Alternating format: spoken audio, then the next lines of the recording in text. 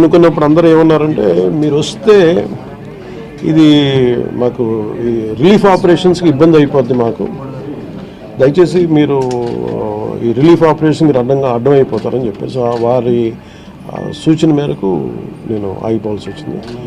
ఇప్పుడు కూడా ఒకసారి వాళ్ళ నిర్ణయం తీసుకొని వాళ్ళు టేక్ కాల్ వెళ్తే అది సహాయపడాలి, కానీ మళ్ళీ ఇంకొక కేయాటిక్ మీకు తెలుసు కదా, అందుకని దాన్ని దృష్టిలో పెట్టుకుని కొంచెం చట్టపాయిస్తున్నాను అంత విషయం లేదు. కొంచెం ఇబ్బంది లేదంటే ముందు మెయిన్ అధికారులు పాపం గత 72 గంటల నుంచి వాళ్ళు నలిగిపోతాను నిద్రాహారాలు లేకుండా. సో వాళ్ళని దృష్టిలో పెట్టుకొని మళ్ళీ నేను వెళ్ళి సహాయపడాలి, కానీ మళ్ళీ అది అదనపు బరువు అయితే మళ్ళీ ఆ రెస్క్యూ ఆపరేషన్స్ ఇబ్బంది కలగకూడదని చెప్పి నేను దాన్ని దృష్టిలో పెట్టుకొని నేను స్వయంగా పర్యవేక్షిస్తున్నాను.